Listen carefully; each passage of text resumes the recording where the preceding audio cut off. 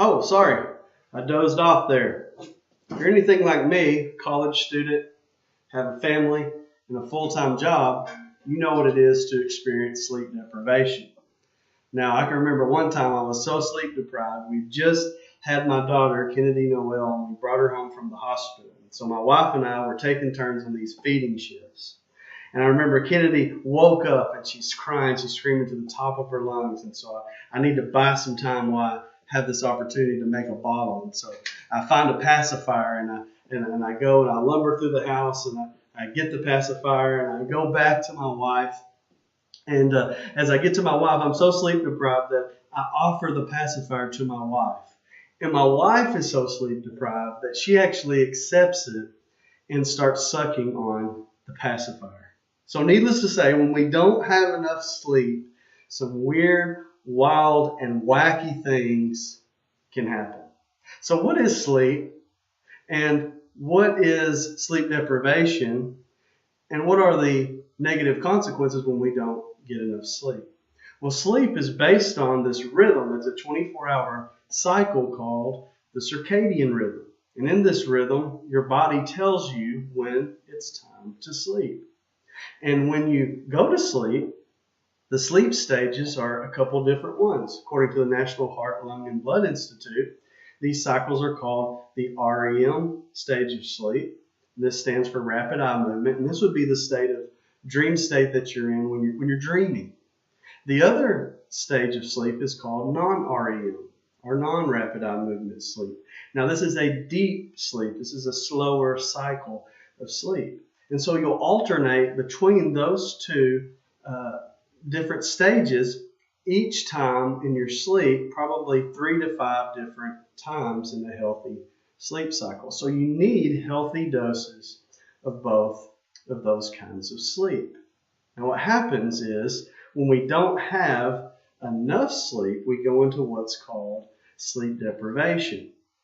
We don't get enough of those cycles. When we don't get enough of those cycles, our brain, according to Johns Hopkins, doesn't have the opportunity to find new pathways in our mind to connect what we had learned previously in the days behind us, or to gain new information to add to what we've learned previously in the days ahead of us. So sleep helps us to know to learn what was behind and apply it to today, but also helps us to receive new information for the day that is ahead.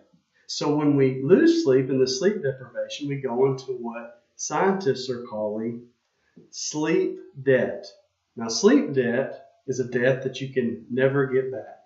So if I lose 2 hours of sleep a night for a week, I've went into 14 hours of sleep debt. And what my body tries to do is tell me to take naps. And when it does so, and I take a nap, I might feel better and more alert, but I never get that sleep back. My body never gets into that deep sleep that comes through that circadian rhythm and through the different cycles of REM and non-REM sleep. So once I've lost sleep, I can never get it back. Have you ever been driving down the road and you just come to and it seems like you were out of it for 5 or 10 minutes and you're like, how in the world did I keep driving and what happened? Well, that process is called microsleep. And what that microsleep is your body trying to get back the debt of sleep that you've lost. Johns Hopkins also reports that when we don't get enough sleep, there are many negative health benefits. Our body actually reverts and it's what it craves for food, and we actually get more of a childlike appetite once again.